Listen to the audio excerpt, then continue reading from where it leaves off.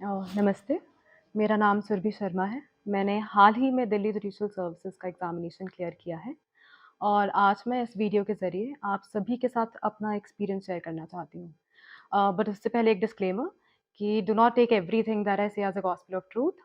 हर एक इंसान का एक्सपीरियंस और उसकी जर्नी अलग होती है।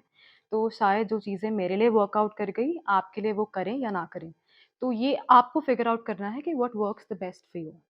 सो this is how the video will go. मैं सबसे पहले अपनी थोड़ी-सी ब्रीफ में जर्नी शेयर करूँगी। Then we will discuss about pre, mains and interview and then end में I will give some some free extra advice.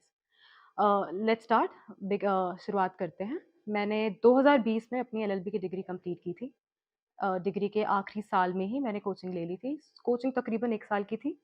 उसके बाद डिग्री कंप्लीट करने के तुरंत बाद I started practicing in district courts and after about 1 year 2021 के अंत में काफ़ी सारे जुडिशरी के एग्ज़ाम्स निकले हुए थे। तो मैंने उसके बाद प्रैक्टिस से थोड़ी-सी ब्रेक ली and I started focusing on judiciary. तो 7 टू 8 मंथ्स मैंने जुडिशरी पे फोकस किया है and side by side I pursued my LLM. इन्हीं 7 से 8 महीनों के दौरान आई क्लियर्ड माय दिल्ली का pre and then I gave mains, Delhi का मेंस एंड मेंस देने के बाद I again started practicing and अभी बहुत ही रिसेंटली कुछ दिनों पहले ही मेरा दिल्ली का फाइनल रिजल्ट आया है। Now let's start talking about the exam. Exam की बात करने से पहले I like to clarify 2 things. Firstly कि मैं सिर्फ़ दिल्ली स्पेसिफ़िक ही बात करूँगी, क्योंकि मैंने सिर्फ़ दिल्ली का ही मेंस और इंटरव्यू दिया है। मुझे दूसरे स्टेट्स की जो पैटर्न है और स्ट्रैटेजी है that could be a little different, उसके बारे में मुझे ज़्यादा जानकारी नहीं है। सेकंडली हर इंसान के पढ़ने का तरीका यानी कि स्टडी टेक्निक अलग होती है। कुछ लोगों को लिख कर नोट्स बना के पढ़ना पसंद है, तो कुछ लोग बोल के, पढ़ के या किसी और को पढ़ा के पढ़ाई करते हैं। तो मैं इस वीडियो के ज़रिए आपसे अपनी स्टडी टेक्निक शेयर करूँगी। आपको सबसे पहला काम यही करना है that you have to figure out कि आपकी स्टडी टेक्निक या आपको कौन-सा सबसे ज़्यादा सूट करता है। सो एग्ज़ाम की बात करते हैं। First of all we will talk about pre. Pre में आप सब जानते हैं कि प्री के एग्ज़ाम में एमसीक्यूज़ आते हैं। देयर आर 200 क्वेश्चंस दिल्ली के प्री में, जिसके लिए आपको 2 घंटे का समय मिलता है। तो what happened with me was कि जब मैं एग्ज़ाम दे रही थी, एग्ज़ाम के दौरान जब मेरी नज़र घड़ी की सुइयों पे गई, तो it was already half time और मैंने हार्डली 50% ऑफ द पेपर पढ़ा था और 20% ऑफ द पेपर अटेम्प्ट किया था। तब मुझे रियलाइज़ हुआ कि how late I was, but by God's grace I was able to pick up speed और लास्ट 1 आवर में I was able to complete my paper. My purpose of telling you this is कि time management बहुत ज़रूरी है। Time management बहुत ज़रूरी है, क्योंकि दिल्ली के प्री में क्वेश्चंस डायरेक्ट नहीं रहते हैं। काफ़ी सारे क्वेश्चंस जो हैं इनडायरेक्ट आते हैं। इनडायरेक्ट से मेरा मतलब है कि रट्टाफिकेशन इज़ नॉट हेल्पफुल। आपको एप्लीकेशन ऑफ माइंड करना है। वो किस तरीके से कर सकते हैं, मैं आपको 2 तरीके बताती हूँ कि मैंने किस तरीके से प्रिपरेशन की प्री के लिए। पहला कि दिल्ली के प्री के लिए आपको सिर्फ़ बैरक्स पे फ़ोकस करने की ज़रूरत है, बैरक्स से बाहर निकलने की ज़रूरत नहीं है। बट आप जब बैरक्स पढ़ रहे हो, आपको बैरक्स को अच्छे से रीड करना है, ईच एंड एवरी सेक्शन को अच्छे से रीड करना है। अच्छे से रीड करने का मतलब ये नहीं है दैट कि आपने ऊपर-ऊपर से पढ़ लिया, हेडिंग्स पढ़ ली, आपको पता है क्या है। आपको ये भी मालूम होना चाहिए कि हर सेक्शन के अंदर क्या लिखा हुआ है। जितनी अच्छी आपकी अंडरस्टैंडिंग होगी बैरक्स की, उतना ही ईज़ी होगा आपके लिए प्री क्लियर करना। सेकेंडली ये बोलूँगी कि आप each and every section barracks का पढ़िए। Do not do this thing कि आपने इम्पोर्टेंट सेक्शंस पढ़ लिए हैं and you have left out irrelevant या आपके हिसाब से जो आपको अनइम्पोर्टेंट सेक्शंस लगते हैं। पेपर में से क्वेश्चंस कहीं से भी आ सकते हैं। बाकी वन थिंग जो मैंने नोटिस किया पेपर के अंदर, इट वाज़ कि जो मेजर सब्जेक्ट्स हैं जैसे कि constitution, IPC, CPC, CrPC and evidence act, उनमें से जो क्वेश्चन्स थे वो काफ़ी इनडायरेक्ट आए हुए थे और जो बाकी माइनर सब्जेक्ट्स हैं, माइनर लॉज़ हैं, उनमें से तकरीबन क्वेश्चन्स वर वेरी डायरेक्ट। और आर्बिट्रेशन एक्ट जो कि नया इंट्रोड्यूस हुआ था, उसके ऊपर भी काफ़ी सारे क्वेश्चन्स आए हुए थे, they were a bit indirect. Now let's talk about mains का पेपर। मेंस के पेपर में मेंस के लिए देयर आर 4 पेपर्स, जिसमें 1 दिन में 2 पेपर कंडक्ट करते हैं वो, तो मेंस 2 दिन का रहता है। हर पेपर इज़ 3 आवर्स, 3 घंटे का रहता है एंड हमें बैरक्स भी प्रोवाइडेड होते हैं। पर लेकिन आपको आपके पास इतना समय नहीं होता कि आप बैरक्स से पढ़ के आंसर लिख सकें। अगर आपको आंसर आता है, तो आप बैरक्स को रेफ़र कर सकते हैं टू सी कि अगर आपका answer is going on right track और नॉट। अ, बाकी जो मेंस के पेपर के अंदर फर्स्ट पेपर रहता है जीके एंड लैंग्वेज का। जीके की बात करें तो जीके में जो मोस्टली क्वेश्चंस थे वो लीगल जीके से रिलेटेड थे। लीगल जीके यानी कि अगर आप करंट अफेयर्स या न्यूज़पेपर रेगुलरली फॉलो कर रहे हैं, तो आपके लिए बहुत आसान होगा उन्हें अटेम्प्ट करना। बहुत ही शॉर्ट आंसर्स शॉर्ट क्वेश्चंस थे, कोई लॉन्ग क्वेश्चन नहीं था। और अगर लैंग्वेज की बात करें तो लैंग्वेज हम 4 दिनों में नहीं सीख सकते, बट लैंग्वेज के लिए आई कैन सजेस्ट कि आप both the newspapers Hindi as well as English newspaper उनको रेगुलरली पढ़िए और उनसे ट्रांसलेशन प्रैक्टिस करिए कि हिंदी न्यूज़पेपर्स के आर्टिकल लेके you practice it to translating it into English और इंग्लिश न्यूज़पेपर के आर्टिकल्स को हिंदी में ट्रांसलेट करके ट्राई कर सकते हैं। बाकी आप खुद बेहतर जानते होंगे कि आपकी लैंग्वेज वीक है या स्ट्रॉन्ग है, आप उस हिसाब से अपनी स्ट्रैटेजी प्लान कर सकते हैं। बात करें दूसरे पेपर्स की, they are civil law 1, civil law 2 and criminal law. तो इन तीनों पेपर का पैटर्न वाज़ कि देयर वर 3 यूनिट्स। पहले यूनिट के अंदर वेरी शॉर्ट क्वेश्चंस थे, जो कि हमें 4 अटेम्प्ट करने थे। सेकंड यूनिट के अंदर शॉर्ट क्वेश्चंस थे जो कि 2 अटेम्प्ट करने थे एंड जो लास्ट थर्ड यूनिट थी, उसमें 4 लॉन्ग क्वेश्चंस अटेम्प्ट करने थे। तो जो लास्ट यूनिट के 4 लॉन्ग क्वेश्चंस हैं, दे वर बेस्ड ऑन प्रोपोज़िशंस और यूजुअली वो प्रोपोज़िशंस पुराने केस लॉ से ही उठाई होती हैं। और बाकी ईच एंड एवरी यूनिट के अंदर वी वर गिवन चॉइसेस कि आपको कौन-सा क्वेश्चन अटेम्प्ट करना है। तो अब मैं बताती हूँ कि how I prepared for the mains. 2 तरीके हैं। पहला I will start with first कि मैंने मेंस की तैयारी के लिए भी सिर्फ़ बैराक ही रेफ़र किया था। बट उस टाइम पे मेंस की तैयारी के लिए मैंने बैराक को बहुत डिटेल्ड वर्ज़न में पढ़ा है। डिटेल यानी कि 2 थिंग्स, फर्स्टली कि जब भी हम लॉ स्टूडेंट्स हैं, हम जानते हैं कि जब भी हम बैराक पढ़ रहे हैं, there are a few sections जिससे रिलेटेड क्वेश्चंस हमें पता है, हमारे ज़हन में अपने आप ही वो सवाल आ जाते हैं कि इससे रिलेटेड ये क्वेश्चंस आ सकते हैं। फॉर एग्ज़ाम्पल अगर हम बात करें सेक्शन 154 सीआरपीसी की व्हिच इज़ एफआईआर, तो हम जानते हैं कि एफआईआर से रिलेटेड 4-5 क्वेश्चंस और हैं। जैसे कि एफआईआर की एविडेंशियरी वैल्यू क्या होती है? कौन-कौन एफआईआर रिकॉर्ड कर सकता है? अगर एफआईआर रिकॉर्ड करने में देरी हुई तो क्या कॉन्सिक्वेंस होगा? क्या एफआईआर रिकॉर्ड करना पुलिस के लिए अनिवार्य है? या फिर अगर पुलिस मना कर देती है आपकी एफआईआर रिकॉर्ड करने के लिए? सो वी नो कि उससे रिलेटेड 4-5 क्वेश्चन्स हैं।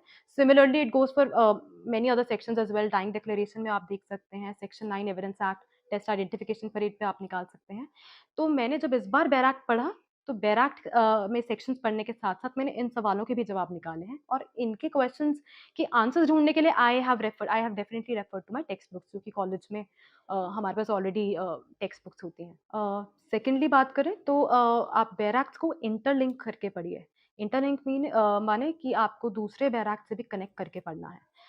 For example if I take evidence act का सेक्शन 9, तो सेक्शन 9 जो है वो 5 फैक्ट्स की बात करता है। One of the facts is कि identity of a person and things. तो उसके अंदर जब हम आइडेंटिटी ऑफ पर्सन की बात करते हैं, सो हम टेस्ट आइडेंटिफिकेशन परेड की भी बात करते हैं।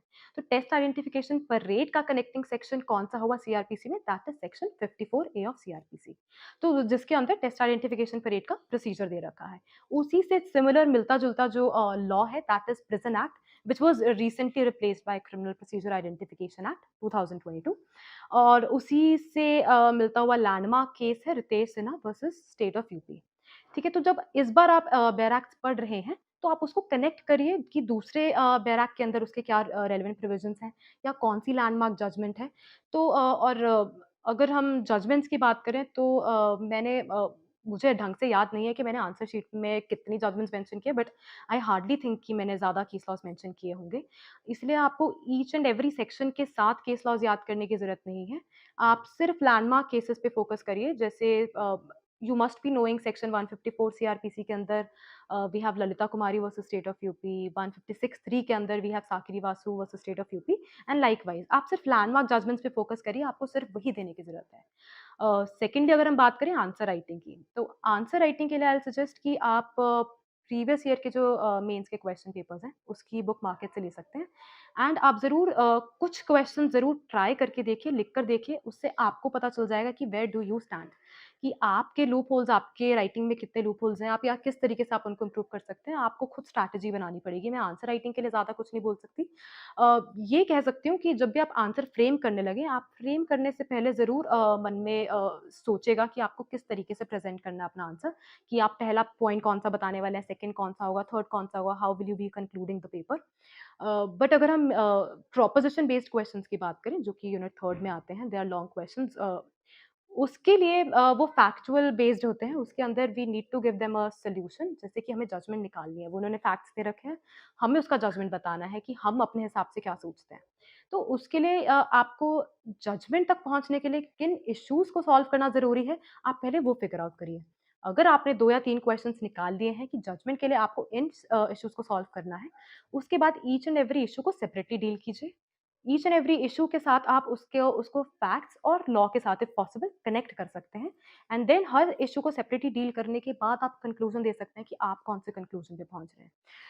आंसर राइटिंग के बारे में मैं सिर्फ इतना ही बोल सकती हूँ, बाकी तो आपका आपके खुद पे है, आप खुद प्रैक्टिस करिए जितना प्रैक्टिस कर सकते हैं। मेरे पास इतना समय नहीं था, प्री का जब रिजल्ट आया और मेंस के बीच में 20 से 25 दिन थे, मेरे पास इतना समय नहीं था, बट मैंने ज़रूर ट्राई करके ज़रूर देखा था लिख के कि मैं कहाँ पे मैं किस तरीके से अटेम्प्ट कर पाऊँगी क्वेश्चंस को। Now if we talk about interview, तो इंटरव्यू का कोई सिलेबस नहीं होता। मैं अपने हिसाब से अपने एलएलएम के सब्जेक्ट्स भी पढ़ के गई थी और अपनी जहाँ जिस फ़ील्ड में मैंने प्रैक्टिस की है, मैं उसके बारे में भी पढ़ के गई थी। पर लेकिन जो इंटरव्यूअर ने उन्होंने मुझसे सिर्फ़ मेजर सब्जेक्ट्स से जैसे कि सीपीसी, कॉन्स्टिट्यूशन, सीआरपीसी, आईपीसी से ही क्वेश्चन्स पूछे।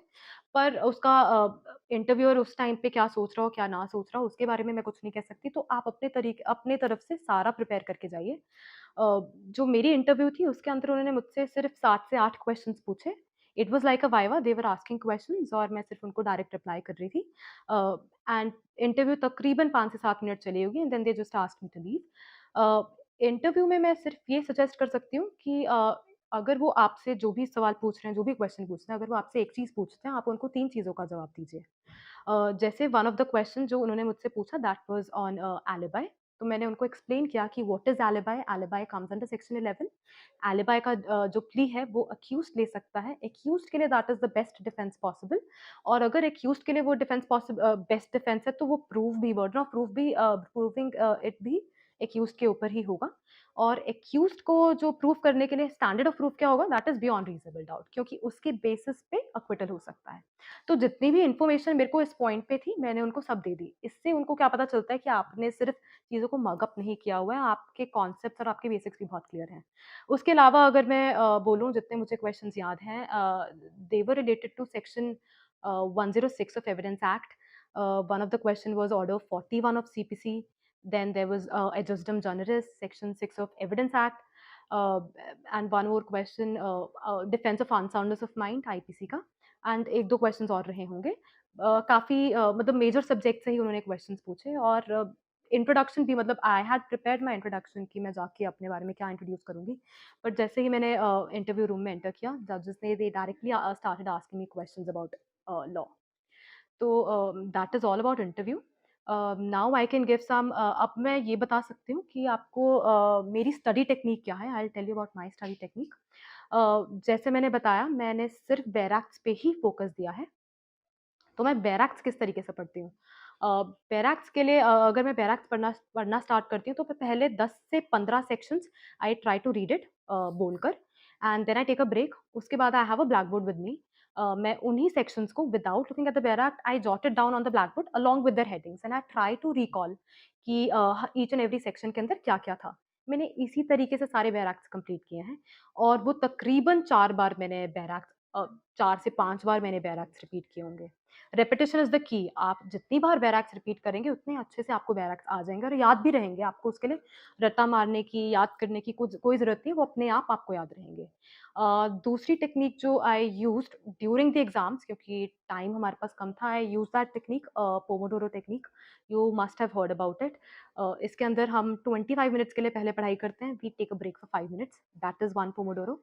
एंड इफ यू आप 4 पोमोडोरोस को कंसेक्युटिवली पढ़ते हैं, then you take a long break, then again 4 pomodoros. इससे I was able to manage my time, मैं अपना टाइम एफिशिएंटली मैनेज कर पा रही थी और काफ़ी सारी डिस्ट्रैक्शंस थी, वो भी डिस्ट्रैक्शंस को हटा के मैं फ़ोकस कर पा रही थी। क्योंकि टाइम लिमिट बहुत कम रहता है जब प्री का रिज़ल्ट और मेंस का एग्ज़ाम आता है तो।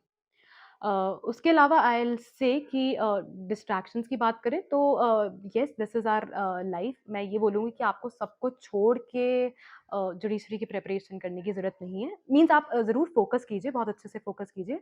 पर लेकिन अगर आप सब कुछ छोड़ के अपनी सोशल लाइफ़ को बिल्कुल ज़ीरो करके तैयारी करेंगे तो मुझे लगता है कि that is a very frustrating और स्ट्रेसफुल एनवायरनमेंट क्रिएट करता है, which is not conducive to for studying. तो आप ज़रूर एन्जॉय कीजिए, आप अपने फ्रेंड्स के साथ जाइए, फैमिली फंक्शंस अटेंड कीजिए, आप अपनी लाइफ़ साथ में एन्जॉय भी कीजिए, आई थिंक आपका स्ट्रेस कम होगा। And lastly I would say about coaching, yes I can have some coaching के बारे में मैं ये बोलना चाहूँगी कि जुडिशरी क्रैक करने के लिए आपको सिर्फ़ 2 चीज़ों की रिक्वायरमेंट है। एक तो आपका कॉन्सेप्ट क्लैरिटी बहुत अच्छी होनी चाहिए, आपके बेयर एक्ट्स की कॉन्सेप्ट क्लैरिटी बहुत अच्छी होनी चाहिए, दूसरी है सेल्फ स्टडी। तो ये 2 चीज़ें ही काम आती हैं, सेल्फ स्टडी ही की है कि आप पेपर क्रैक कर सकते हैं। बट अगर आपको लगता है कि आपके concepts are not very clear, then आप कोचिंग ज़रूर ले सकते हैं, but coaching is not a necessary requirement. अगर आपके बेसिक्स और आपके कॉन्सेप्ट्स बहुत क्लियर हैं, तो आपको कोचिंग की ज़रूरत इतनी नहीं है। बाकी आपको ज़्यादा पता होगा कि आपने कॉलेज में किस तरीके से पढ़ाई की है, आप उस हिसाब से अपने लिए फिगर आउट कर सकते हैं कि क्या है। Lastly I will give an extra tip कि आई बिलीव कि हार्ड वर्क के साथ-साथ लक भी बहुत इम्पोर्टेंट रोल प्ले करता है। And lastly one secret tip, I believe कि हार्ड वर्क के साथ-साथ लक भी बहुत इम्पोर्टेंट रोल प्ले करता है।